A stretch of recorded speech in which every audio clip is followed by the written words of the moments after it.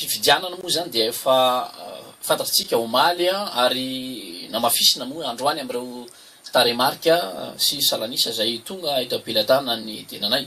Omaly ohatra dia tam'ireo rao fanjatsam-bato 550 eo amin'ny fartan'ny Fianaratsoa zany maromaro koa mirivo partan'ny Fianaratsoa dia efa eto ampilatanana ny voka-pifidianana am'ireo rao fampanjanjaham-bato reo. Ka ny mitana ny larana voalohany dia ny candidat natoditry mapara Ramatoa Razanomaso Kristina izay nahazo ny sambato 2,500 sy raial, izany hoe mihoatra ny 7,30 fango 2,90 eo zany ny salanisa izay azony.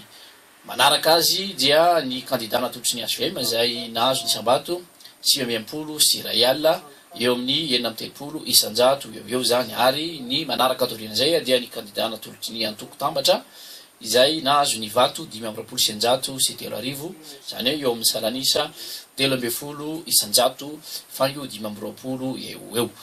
Izay zany ny mikasika ny faritany Fianaratsoa. Tiako marihana fa misy ny finiavana etsy aroa zany zay ataoko hoe fanakorotanana ny saim-bahoaka, satria dia misy ny mandefa taremarika zay diso ka ialana tsiny fa tsy maintsy entona ihany zay fanazavana izay. Eto zany de mariako fa am'ireo renivohim-paritany efatra maneran'ny Madagasikara ao anatin'izany Toamasina, Fianaratsoa, Mahajanga ary Antsiranana dia ny candidat natoditry ny mapara ho ben'ny tanàna zany no voafidy tam'ireny fahatra ireny.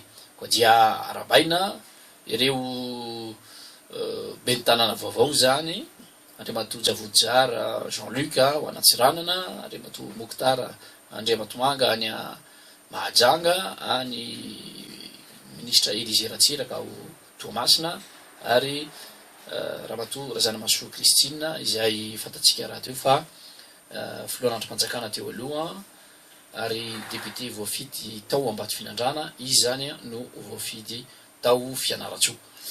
Izay ny mikasika ininy taremarika iny, fa akoatran'izay dia mbola maro any koa ireo taremarika izay azo ambara eto, fa ny tsara marina angamba dia efa tonga ihany koa ireo fitaranana maro samihafa izay mikasika ny alabato sesilany natao tany amin'ny faritra maro samihafa manerana Madagasikara, fa isy moa ny fotoana zay amelabelantsika izany eto amin'ity onjam-peo ity. Sotra tompoko.